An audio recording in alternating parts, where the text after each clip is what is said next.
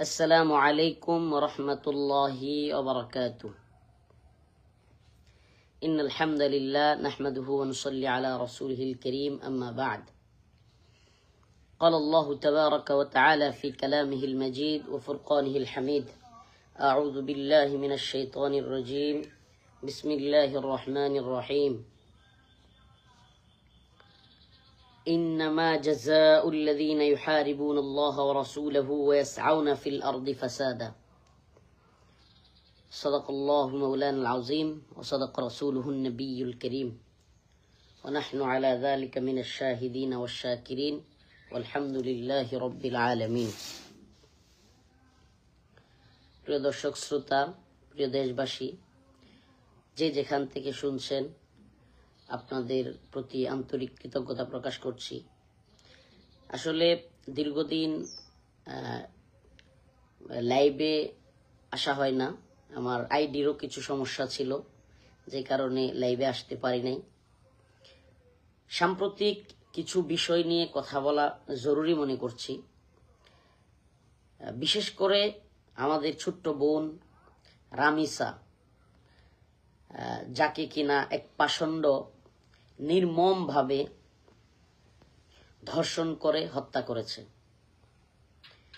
পরবর্তীতে আমরা দেখলাম যে আলহামদুলিল্লাহ তার প্রকাশ্যে শাস্তি চেয়ে অনেক মানুষ ইসলামী শরিয়ার যে বিচার খুব দ্রুত সময়ের মধ্যে এবং প্রকাশ্যে তার বিচার করার যে বিষয়টা, সেটা খুব সারা দেশে আলোচনায় উঠে আসে।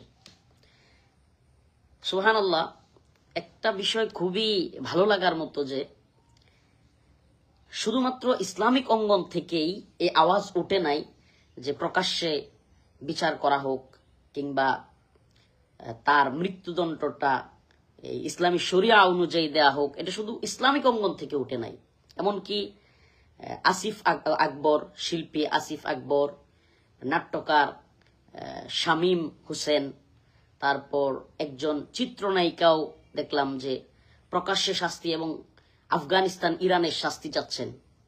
তো দেখেন, শিল্পী আসিফ আকবরের মতো ব্যক্তি কিংবা নাট্য অভিনেতা শামীম হোসেনদের মতো বা চিত্রনায়িকাদের মতো জায়গা থেকেও প্রকাশ্যে শাস্তি কিংবা দ্রুত সময়ের মধ্যে বিচার চাওয়ার যে প্রবণতা, সুবহানাল্লাহ, এটা আমাদেরকে ইসলামী শরিয়ার যে ফায়দা বা ইসলামী শরিয়ায় যে সব বিষয়ের সমাধান এবং এটা মানে সকল অঙ্গনেই যে আস্তে আস্তে বুঝবে, আলহামদুলিল্লাহ এটার একটা আলামত আমরা দেখতে পাচ্ছি। দেখুন যে আমাদেরকে মহান রব সৃষ্টি করেছেন আল্লাহ রাব্বুল আলামিন। তিনি জানেন কোন জামানায় কি হতে পারে এবং মানুষ কতটা পশুত্বের কাতারে নামতে পারে, কারণ তিনি তো সৃষ্টি করেছেন, তিনি অন্তরের অবস্থা জানেন। তো সেজন্য আল্লাহ রাব্বুল আলামিন বিধানও দিয়েছেন অনেক শক্ত এবং কঠিন। আমি যে আয়াতে কারিমা তিলাওয়াত করলাম, ইন্নামা জাযাউল লাযীনা ইউহারিবুনাল্লাহ ওয়া রাসূলাহু ওয়া ইয়াসআউনা ফিল আরদি ফাসাদা, যারা আল্লাহ ও রাসূলের বিরুদ্ধে যুদ্ধ করে এবং জমিনে ফাসাদ সৃষ্টি করে, তাদের শাস্তি কি? আইয়াকতুলু আও ইউসলিবু, যে তাদের শাস্তি, ইন্নামা জাযাউল লাযীনা ইউহারিবুনাল্লাহ ওয়া রাসূলাহু ওয়া ইয়াসআউনা ফিল আরদি ফাসাদান আও আইয়ুকাত্তালু আও ইউসাল্লাবু, আইয়ুকাত্তালু আও ইউসাল্লাবু, যে তাদেরকে শাস্তি দেওয়া হবে মৃত্যুদণ্ড। এখানে ফকিহগণ, ফুকাহায়ে কেরাম, এই যে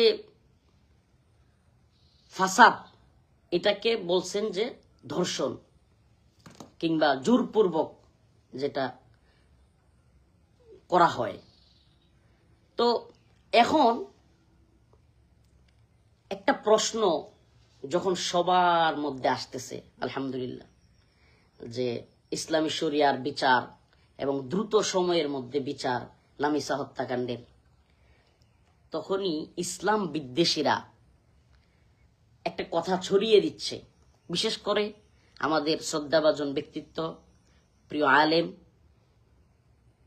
হযরত শেখ আহমদুল্লাহ হাফিজাহুল্লাহ, শেখ আহমদুল্লাহ হুজুরের নামে, যে হুজুর নাকি বলেছেন যে ইসলামী শরিয়া শাসনে ধর্ষণ প্রমাণিত হইতে হলে 4 জন সাক্ষী লাগবে। যেহেতু রামিসার এখানে 4 জন সাক্ষী নাই, এই জন্য নাকি রামিসার বিচার হবে না। নাউজুবিল্লাহ। মানে একটা জঘন্য মিথ্যাচার হুজুরের নামে। হুজুর এই কথা কোথাও বলেননি, কারণ কিভাবে বলবেন? ইসলামী শরিয়ার ভাষায় জিনা এবং ধর্ষণ দুইটা আলাদা বিষয়। জিনা হচ্ছে ওই ব্যভিচার যেটা দুইজনের সম্মতিতেও হইতে পারে, কিন্তু ধর্ষণ পুরো আলাদা একটা বিষয়। কিন্তু ইসলাম বিদ্বেষীরা শেখ আহমদুল্লাহ হাফিজাহুল্লাহর নামে এই মিথ্যাচার করে ইসলামী শরিয়াকে ছোট করতে চাচ্ছে। ইসলামী শরিয়ায় আমরা যদি দেখি যে জিনার ক্ষেত্রে কেন 4 জন সাক্ষী লাগবে, কারণ যে কেউ যদি একজন মানুষের উপর অপবাদ দেয় যে সে জিনা করেছে, এটা যে কেউ দিতে পারে। একজন আর একজন মেয়ের সাথে বসে আছে তবুও দিতে পারে। তখন 4 জন প্রমাণ ছাড়া যদি নরমালি কারো কথায় কিংবা বৈশা থাকা অবস্থায় জিনাহের শাস্তি দেয়া হয়, সেটা তার উপর জুলুম হবে। এই জন্য 4 জন শাস্তি, 4 জন সাক্ষীর ব্যাপারে ইসলাম বলেছে। কিন্তু ধর্ষণের ব্যাপারে এটা তো কখনোই বলা হয় নাই। ধর্ষণ প্রমাণ হওয়ার ব্যাপারে ইসলামের কাজী, ইসলামে যিনি বিচারক থাকবেন, তিনি ভুক্তভোগীর জবানবন্দি নেবেন, তিনি শারীরিক আলামত, শরীরে কোনো জোরপূর্বক ধর্ষণের কোনো আলামত আছে কিনা, শরীরে কোনো ক্ষত চিহ্ন আছে কিনা, দাগ আছে কিনা, কিংবা এই বর্তমানে যে এটা মেডিকেল রিপোর্ট ডিএনএ সেটা নিবেন। আরো অনেকগুলো চিকিৎসকের প্রমাণ নিতে পারেন, কিংবা সাক্ষীদের প্রমাণ নিতে পারেন, আশপাশে যদি কোনো সাক্ষ্য থাকে, ওই মেয়েটা চিৎকার করেছে কিনা, আশপাশে কেউ শুনেছে কিনা, মানে অনেক কিছু আলামত ইসলামিক কাজী নিতে পারেন। এই বিষয়গুলো এরপরে ফিকহের ভাষায় একটা আছে করাইন, শক্তিশালী প্রমাণ।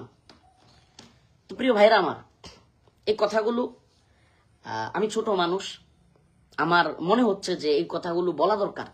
ইসলাম বিদ্বেষীরা ব্যাপকভাবে প্রচার করতেছে যে শরিয়া চাই, শরিয়া চাই, শরিয়ায় তো 4 জন ছাড়া কোনো বিচারই হবে না, 4 জন সাক্ষ্য ছাড়া। তো 4 জন সাক্ষী দর্শিতা কোথায় পাবে? নাউজুবিল্লাহ। এখানে দর্শিতাকে ইসলামী শরিয়ার ভাষায় অপরাধী চিহ্ন করতে চাচ্ছে ইসলাম বিদ্বেষীরা। নাউজুবিল্লাহ। অথচ ইসলামী শরিয়া কোনোভাবেই একজন ধর্ষিতাকে, ভিকটিমকে কখনোই অপরাধী মনে করে না। সুবহানাল্লাহ। অথচ তার সর্বোচ্চ বিচার সে যেন পায়, সেজন্য ইসলামী শরিয়া, সুবহানাল্লাহ, আল্লাহ তাআলা আমাদেরকে সৃষ্টি করেছেন। শরিয়া হলো আল্লাহর আইন, আর এই মানব রচিত শয়তানি আইন শরিয়া আইনকে টেক্কা দিতে কখনোই পারবে না। এই ইসলাম বিদ্বেষীরা যতই প্রোপাগান্ডা করুক, ইসলাম সর্বযুগে সমানভাবে ছিল, আছে, থাকবে, এবং কিয়ামতের আগ পর্যন্ত, সুবহানাল্লাহ, ইসলাম কিয়ামতের আগ পর্যন্তই ইসলামিক বিচার ব্যবস্থাকেই কার্যকরী মনে করতে হবে। ইসলামী বিচার ব্যবস্থা কেন কার্যকর হবে না বলেন? ইসলামিক বিচার ব্যবস্থা আল্লাহ তাআলার নিজাম, কোরআনের নিজাম, আর এই মানব রচিত বিচার ব্যবস্থা মানুষের তৈরি করা নিজাম। তো আল্লাহ তাআলা যিনি মানুষকে সৃষ্টি করেছেন, তিনি জানেন যে শেষ জামানায় পশ্চিমাদের থেকে পর্নোগ্রাফি নামক এক ভয়াবহ ফিতনা আবির্ভাব হবে, যে পর্নোগ্রাফির কারণে পৃথিবীতে মানুষের ভয়াবহ ক্ষতি হয়ে যাবে। এই পর্নোগ্রাফি এমন এক ভয়াবহ অবস্থায় নিয়ে গেছে যে আমাদের সংসার জীবন, আমাদের পারিবারিক জীবনেও এটার প্রচুর এফেক্ট পড়তেছে। আমরা রিসেন্ট কিছু বিষয় দেখতেছি যে পারিবারিকভাবে ছোট ছোট বাচ্চারা ধর্ষিতা হচ্ছে কিংবা ধর্ষণের চেষ্টা হচ্ছে।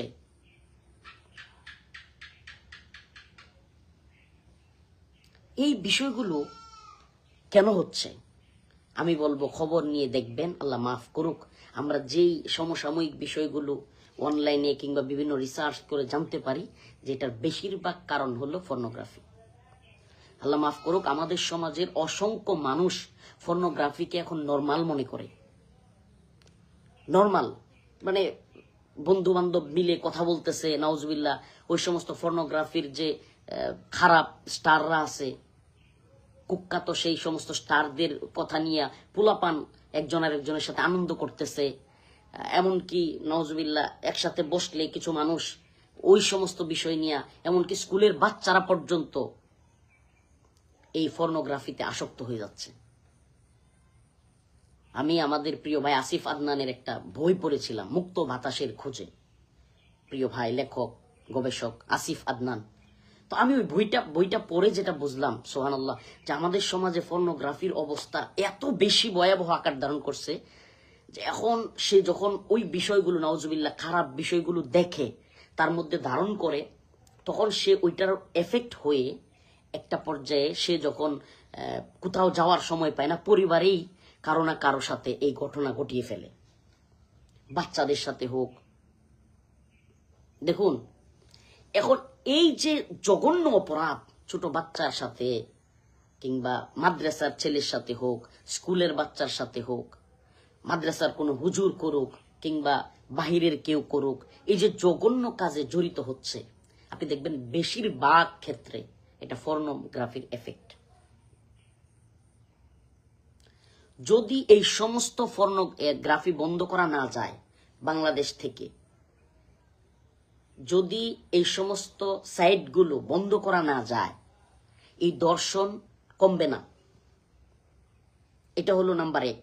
নাম্বার 2, বিচার ব্যবস্থা, এই গণতান্ত্রিক সিস্টেমের বিচার ব্যবস্থা।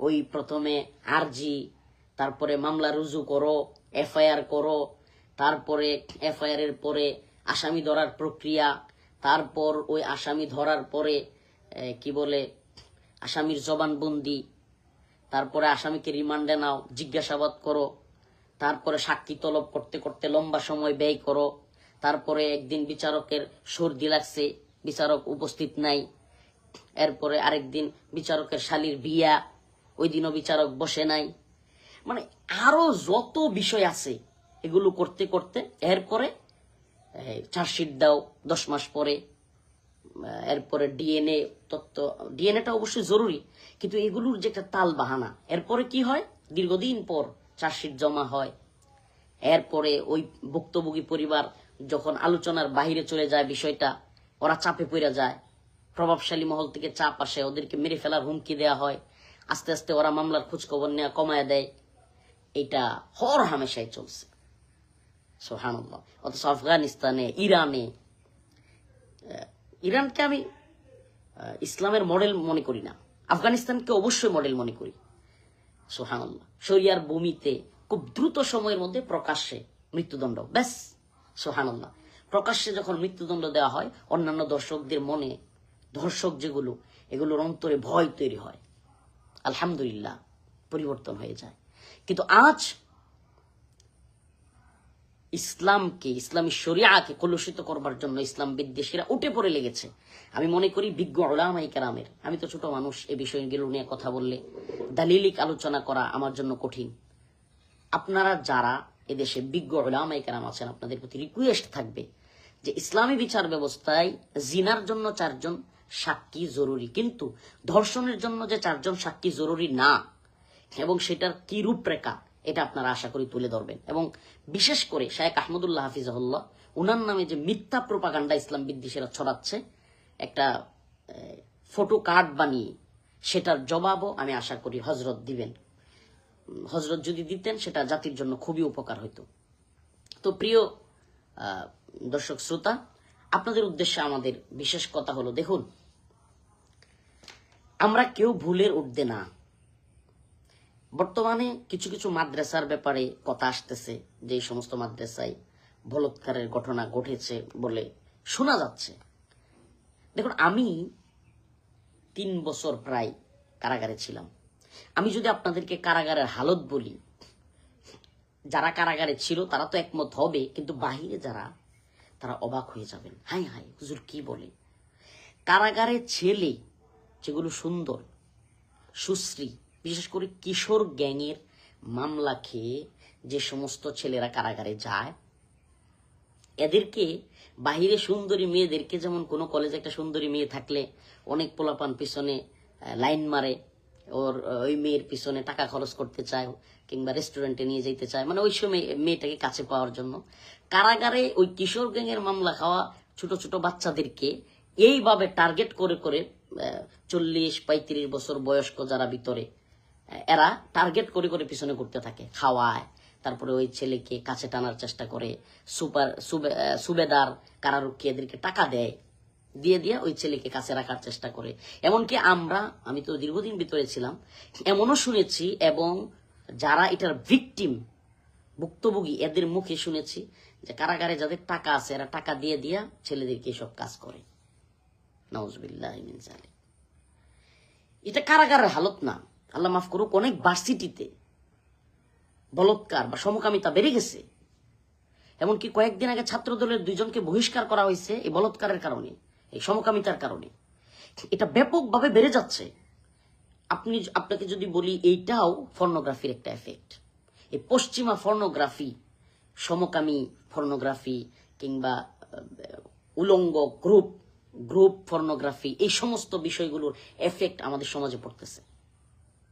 কারাগার থেকে যদি এগুলো বন্ধ করতে হয়, অবশ্যই কারাবন্দী যারা দীর্ঘদিন কারাগারে থাকেন তাদেরকে 1 মাস পর পর স্ত্রীর সাথে 40 মিনিট অন্তত পক্ষে একান্তে একটা রুমে দেখা করার সুযোগ করে দেওয়া উচিত।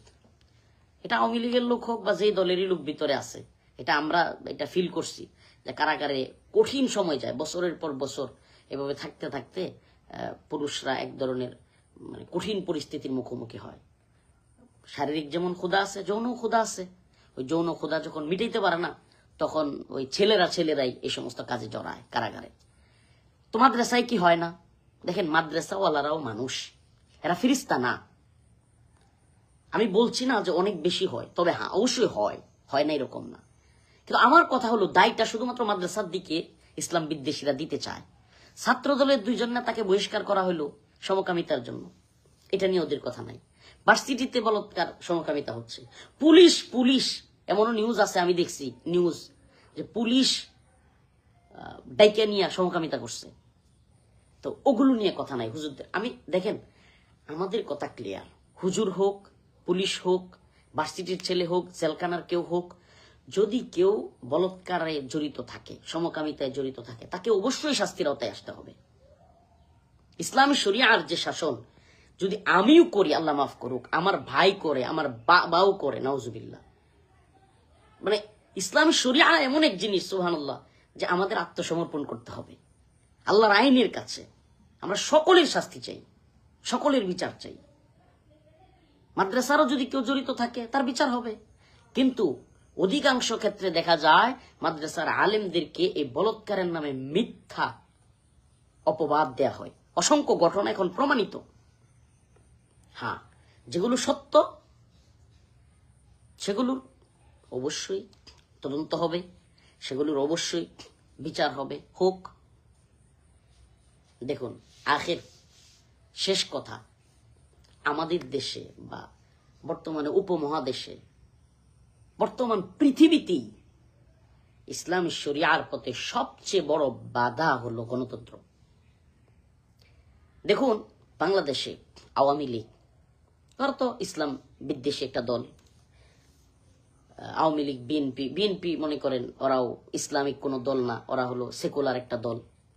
এদের চিন্তা চেতনায় কখনোই দিন প্রতিষ্ঠা করার কোনো কথাই নাই।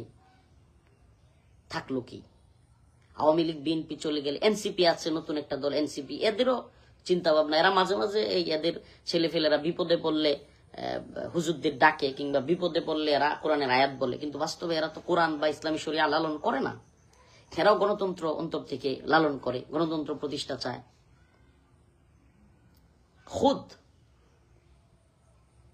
এদেরকে অবশ্য আমাদের যদি কোনো বিজ্ঞ উলামায়ে কেরাম এই সমস্ত যুবকদেরকে যদি টার্গেট করে আমাদের বিজ্ঞ উলামায়ে কেরাম আলোচনা করতে পারতেন, তাহলে হয়তো ফায়দা হইতো, এদের দিয়া ইসলামী শরিয়া আর কিংবা ইসলামের পক্ষে কাজ করানো যাইতো। উল্টা এরা আমাদের হুজুরদেরকে দিয়ে কাজ করায়, আবেগ দেখায় করে। আমরা ওদের সাথে থাকি একটা কারণে, ভারত বিরোধিতা এবং আওয়ামী লীগ বিরোধিতা। এই জন্য আমরাও এদের পাশে দাঁড়াই। যদিও দিন শেষে আমরা পরবর্তীতে গিয়া দেখা যায় আমরা মামলা হয়ে যায়, জেল খাটতে হয়, ওরা তখন আমাদের পক্ষে দাঁড়ায় না। বারবার হাসনাত আব্দুল্লাহ ভাইদের কথায় কিংবা এই যে নাসিরউদ্দিন পাটোয়ারি, নাহিদ, আসিফ মাহমুদ, ইতিপূর্বে আমি বিপি নূর ভাই, ওনাদের সাথে আন্দোলন করেছি। আমি করেছি এমন না, ওলামায়ে কেরাম বা এদেশের ইসলামপন্থী তাওহীদপন্থী যুবকেরা এদের যে কোনো ডাকে সাড়া দেয়। কিন্তু কষ্টের বিষয়, যখনই আমরা কারাগারে চলে যাই কিংবা কোনো মামলা হয়, তখন এদেরকে দেখি না যে কোনো বিষয়ে আমাদের বিষয়গুলো নিয়ে এত কথা বলছে কিংবা আমাদের বিষয়গুলোতে ওরা আন্দোলনে নামতেছে। আমরা যেভাবে ওদেরকে সেভ করার জন্য নামি, এটা আফসোসের বিষয়। ওরা আমাদেরকে পথে কাজে লাগায়, আমরা ইসলামের পথে ওদেরকে কাজে লাগাতে পারছি না। উম্মাহ দরুদি কিছু রাহবার যদি তৈরি হতেন, অবশ্যই ওদেরকে কাজে লাগানো যেত। তো যাই হোক, বলতেছিলাম যে আওয়ামী লীগ এরা তো ইসলাম বিরোধী আগাগোড়া, ভারতীয় একটা দল, ভারতীয় বিজেপির একটা বাংলাদেশ শাখা, এরা দেশ বিরোধী একটা শক্তি। বিএনপি এরাও সেকুলার একটা দল, এদের ইসলামের প্রতি বা ইসলাম প্রতিষ্ঠার প্রতি কোনো চিন্তা ভাবনা নাই, এটা তাদের দিয়ে হবেও না। ওনারা দেখা যায় যে হলিউড সিনেমা দেখাকে প্রমোট করতে চান, ওনারা দেখা যায় এদেশে বলতেছেন ওনাদের নেতা যে ইসলামী শরিয়ার বিচারকে বলতেছেন মধ্যযুগীয় বিচার।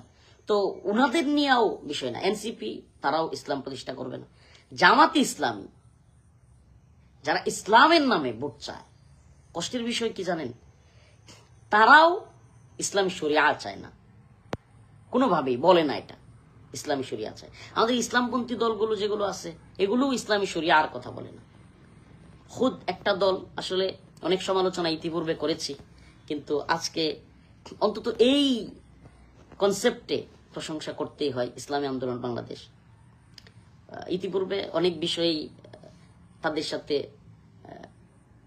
কি বলে বিকল্প মত দিয়েছি বা অনেক কথা বলেছি, কিন্তু এই বিষয়ে আমি তাদের সাথে একমত যে তারা পশ্চিমা প্রভুদের ভয়ে, আমেরিকা কিংবা ভারতের ভয়ে ইসলামী শরিয়াকে লুকায় নাই। তারা অন্তত এটা বলছে যে আমরা ক্ষমতায় গিয়া ইসলামী শরিয়া প্রতিষ্ঠা করতে চাই। কিন্তু কোন মডেলে, সেই মডেল বলতে গিয়ে হয়তো ওনাদের নাইবে আমির সাহেব আফগানের নাম বইলা পরবর্তীতে ব্যাকফুটে চলে আসছেন। এটা আসলে গণতন্ত্রের কারণে হবেই। গণতন্ত্র দিয়ে তো আর ইসলাম প্রতিষ্ঠা, শরিয়া প্রতিষ্ঠা সম্ভব হবে না। গণতন্ত্র আসছেই ইসলাম শরিয়াকে ধ্বংস করবার জন্য, অতএব সেটা তো আর সম্ভব হবে না।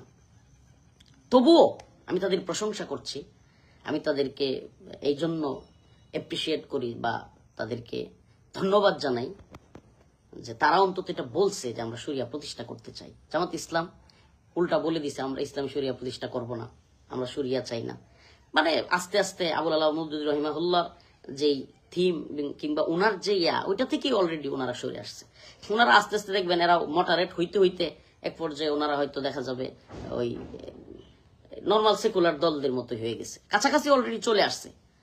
তো এটা ওনাদের বিষয়, কিন্তু আপনাকে আমাকে বুঝতে হবে, এই উম্মার যুবকদেরকে বুঝতে হবে, যে যে দল করেন প্লিজ আমাদেরকে ভুল বুঝবেন না। আমাদেরকে নিয়ে দেখেন ট্রল করে কিংবা বিভিন্ন প্রোপাগান্ডা ছড়ায়, বিভিন্ন খারাপ কথা বলে আমাদেরকে মানসিকভাবে ভাঙ্গা দেওয়ার জন্য আওয়ামী লীগ হাসিনা অনেক চেষ্টা করছে, জেলে নিছে, বন্দি করছে, তারপর রিমান্ডে নিছে, নির্যাতন করছে, কাপড় চোপড় খুইলা মেয়ে দিয়া বসায় দিছে, হ্যাঁ এগুলা। এরপরে আরো যত নির্যাতন করছে, এরপরে হুমকি দুমকি দিছে, এগুলা করছে হলো মানসিকভাবে আমরা যেন ভেঙ্গে পড়ি, হ্যাঁ, আর যেন উম্মার কথা, ইসলামের কথা বলতে না পারি, ভারতের দালালির বিরুদ্ধে কথা বলতে না পারি। আলহামদুলিল্লাহ পারে নাই, শুক্রিয়া, আল্লাহ শুক্রিয়া। আমাকে যারা কারাগারে দেখছে, জামাত নেতাদের সিনিয়র নেতৃবৃন্দ যারা আছে, বিএনপি নেতৃবৃন্দ যারা আছে, হেফাজতের নেতৃবৃন্দ যারা আছে, আল্লাহ মাফ করুক, আস্তাগফিরুল্লাহ। আমার মানসিক দৃঢ়তা কতটুকু, শুক্রিয়া আদায় করছি আল্লাহর, এই কৃতজ্ঞতা, সুবহানাল্লাহ। এটা আমার না, এটা আল্লাহর প্রশংসা করছি, এটা আমার ব্যক্তিগত কোনো ক্রেডিট নাই।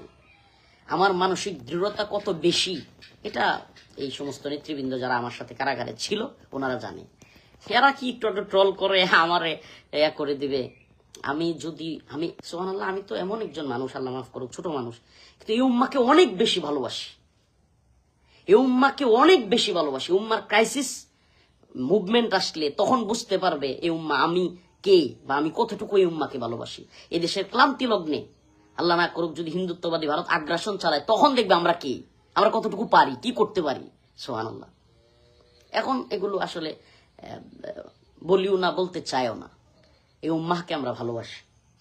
বাকি আমরা চাই এই উম্মার যুবকেরা ইসলাম বিদ্বেষী শক্তি, বিশেষ করে পশ্চিমা এবং ভারতীয় আধিপত্যবাদী শক্তির বিরুদ্ধে ঐক্যবদ্ধ থাকুক। বাংলাদেশের যুবকেরা যে কোনো বিষয়ে যেন ইসলামের পথে, ইসলামী শরিয়ার শাসন চায়। এই উম্মাহ হিন্দুত্ববাদী ভারতের বিরুদ্ধে ঐক্যবদ্ধ হবে ইনশাআল্লাহ। এই দেশ গোলামীর জিনজির থেকে মুক্ত হবে এবং এই বাংলাদেশ থেকে বা এই উপমহাদেশ থেকে এক বিশাল কাফেলা তৈরি হবে যারা হিন্দুত্ববাদী ভারতের সে দিল্লির মসনদ দখল করবে ইনশাআল্লাহ, এবং সে গাজওয়াতুল হিন্দে শরিক হয়ে হিন্দুত্ববাদী বড় বড় নেতাদেরকে টেনে হিচড়ে বাইতুল মাকদিসের দিকে নিয়ে যাবে। ইসাবাতান মিন উম্মতি আহরাজাহুম আল্লাহু মিনান নার, ইসাবাতুন তাগজুল হিন্দা ওয়া ইসাবাতু মা ঈসা ইবনে মারইয়াম। সে গাজওয়াতুল হিন্দ আল্লাহ তাআলা যে দুইটা দলকে জান্নাতের সুসংবাদ দিয়েছেন, আমরা সেই দলের শরিক হইতে চাই। এই জন্য এদেরকে কখনোই প্রতিপক্ষ মনে করি না। এই আমাদেরকে যারা ট্রল করে, আমাদের নিজেদের অঙ্গনেরও কিছু মিসকিন আছে, মিসকিন এরা কেউ আমাদের নিজেদেরই মানুষ। আমি জামাত ইসলামী, হেফাজত ইসলাম, চরমুনাই, জমিয়ত, খেলাফত কিংবা হেফাজত, আরো যা দলগুলো ইসলামিক দল, এদেরকে আমাদের ভাই মনে করি।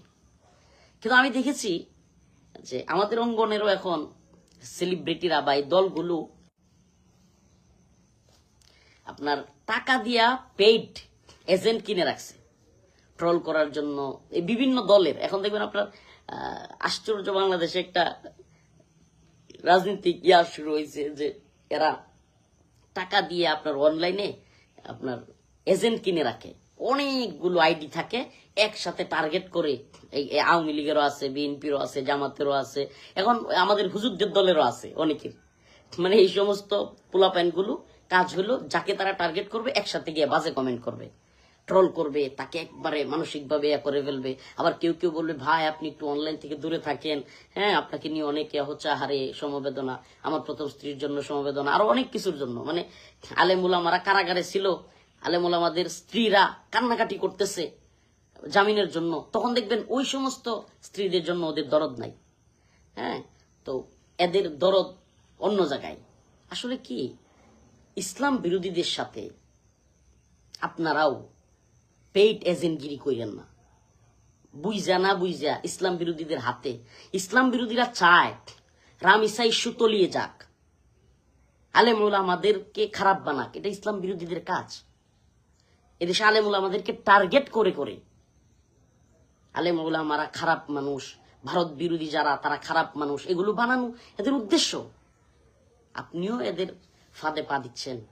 আপনি ইসলামপন্থী দাবি করেন নিজেকে, একজন আলেমকে নিয়ে, একজন ইসলামপন্থীকে নিয়ে আপনি ট্রল করতেছেন, খুব ভালো লাগতেছে আপনার। ভাই আপনি ধোঁকাবাজির মধ্যে আছেন। হয়তোবা আপনি ওই যে আমাদের এক হুজুর বলতো ছাগলের 3 নাম্বার বাচ্চার মতো, একটা খাইছে আর একটা তো পাইছে আর একটা হুদায় লাফাইছে। আপনি ছাগলের 3 নাম্বার বাচ্চার মতো লাফাইতেছেন অযথাই ট্রলের নামে। আপনি ট্রল করে কি করবেন? সুবহানাল্লাহ, আপনি ট্রল করে কি করবেন? আমরা হয়তো শরীফ ওসমান হাদির মতো শহীদ হয়ে যাব, আমাদেরকে হয়তো হত্যাযোগ্য করে তুলবেন ওদের সামনে, ওরা হয়তো আমাদেরকে মেরে ফেলবে, কিন্তু আমরা তো থামবো না। দ্বীনের জন্য, দ্বীনের প্রয়োজনে ইনশাআল্লাহ ছিলাম, আছি, থাকবো ইনশাআল্লাহ।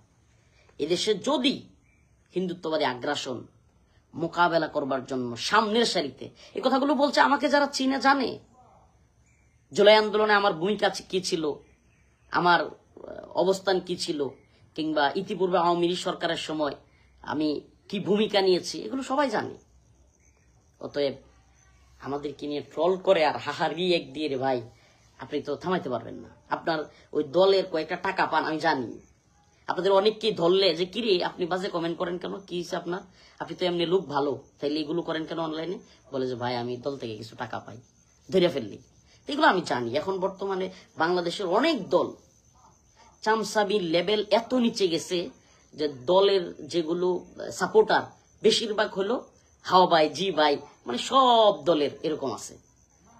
মানে দলের প্রয়োজনে সত্য মিথ্যা দেখবে না, কোনটা সঠিক কোনটা বেঠিক দেখবে না, হা দিতে থাকবে।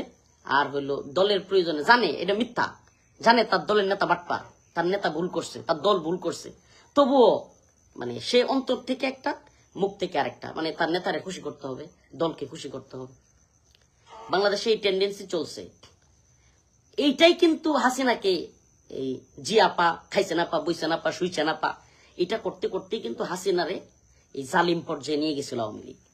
এখন যারা মনে করেন এই নিজেদের ইসলামপন্থীদের মধ্যেও যারা আপনাদের শায়েখদেরকে এই পর্যায়ে নিয়ে যাচ্ছেন, আপনাদের শায়েখদের কোনো ভুল নাই, জমিয়তের হুজুরদের কোনো ভুল নাই, খেলাফত মজলিসের হুজুরদের কোনো ভুল নাই, অমুক দলের তমুক দলের কোনো ভুল নাই, মানে আপনি যে দলটা করেন জামাত ইসলামের কোনো ভুল নাই।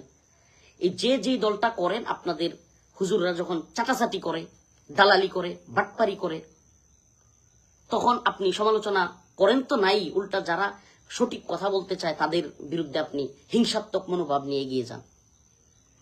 এই যে এজেন্টগিরি করতেছেন, আপনি আপনার শায়েকের, আপনার দলের ক্ষতি করছেন।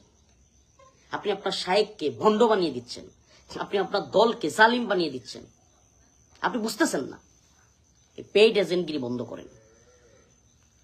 এই কিছু টাকার জন্য কিংবা নেতার বাহবা পাওয়ার জন্য, নেতার সাথে একটু সেলফি তোলার জন্য দলীয় প্রধান বা দলের বড় নেতার এই যে বাংলাদেশের এই সংস্কৃতি, এই রাজনীতি যদি বন্ধ না হয়, আবার আরেকটা জালিম তৈরি হবে, আবার আরেকটা সরকার কিংবা আরেকটা নেতা জালিম হবে, প্রশাসনের লোক জালিম হবে।